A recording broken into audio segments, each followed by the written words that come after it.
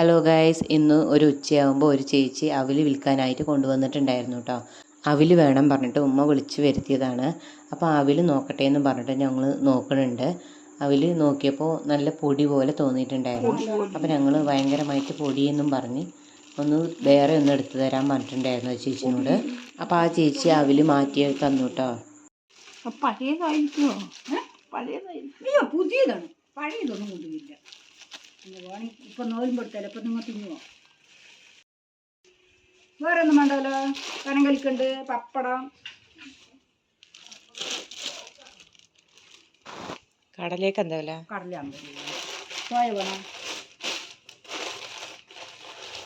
ഉപ്പ് കടല, പച്ചപ്പട്ടാണി, നിലക്കടല, പൊട്ട്. ഇതൊക്കെ 50. ആ ചേച്ചീൻ്റെ കയ്യിൽ അവിൽ മാത്രമല്ല കടല, പച്ചപ്പട്ടാണി, ഉപ്പ് കടല എല്ലാം ഉണ്ട് കേട്ടോ. നിരക്കടല എല്ലാം ഉണ്ട്. അപ്പം ഞങ്ങൾ അവിൽ മാത്രമേ എടുത്തുള്ളൂ. നോൽമ്പായതുകൊണ്ട് അതൊന്നും ആരും കഴിക്കില്ല. അപ്പോൾ അതുകൊണ്ട് ഞങ്ങൾ അവിൽ മാത്രമേ എടുത്തുള്ളൂ. ഇതാണ് വാങ്ങിച്ച അവിൽ. 50 രൂപയാണ് ഇതിന് പറഞ്ഞിട്ടുണ്ടായിരുന്നത്. പിന്നെ വൈകുന്നേരം ഒരു 3 മണിയായപ്പോൾ അടുക്കളയിൽ കയറി നമുക്ക് വൈകുന്നേരത്തിനുള്ള നാഷ്ടയൊക്കെ തയ്യാറാക്കണം. ഇന്ന് നമ്മൾ കഴിക്കാനായിട്ട് ഉണ്ടാക്കുന്നത് നൂലുപുട്ടും കടലക്കറിയാണ് കേട്ടോ. നൂലുപുട്ട് ചുടാനായിട്ട് പാത്രത്തിലോട്ട് മാവ് ഇട്ട് കൊടുക്കുന്നുണ്ട്. ആവശ്യത്തിനുള്ളത് എടുക്കണുള്ളൂ. കുറച്ച് മാവ് എടുത്തത് ഉമ്മാക്ക് അത് പോരാ തോന്നി. അപ്പോൾ ഉമ്മ പറഞ്ഞു കുറച്ചും കൂടി ഇടുമെന്ന്. അപ്പോൾ ഞാൻ കുറച്ചും കൂടി മാവ് ഇട്ടു.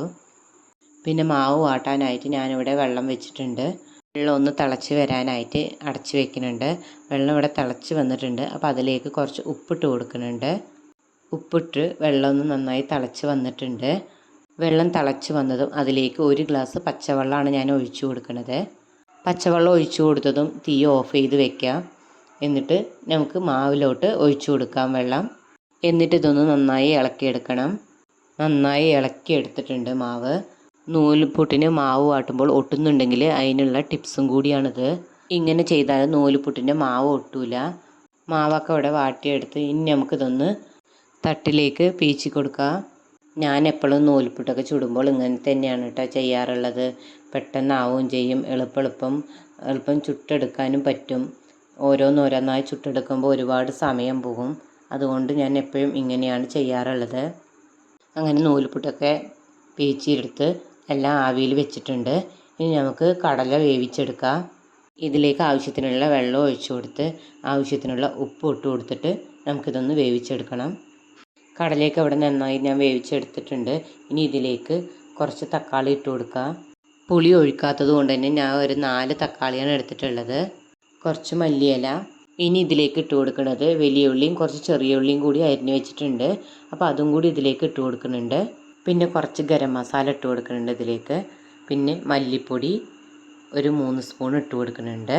ഇനി മുളക് പൊടിയാണ് ഇട്ട് കൊടുക്കുന്നത്. മുളക് പൊടി ഒരു 1.5 സ്പൂണാണ് ഞാൻ ഇട്ട് കൊടുക്കുന്നത്. പിന്നെ 1/2 സ്പൂണ് മഞ്ഞൾപ്പൊടി ഇട്ട് കൊടുക്കുന്നുണ്ട്.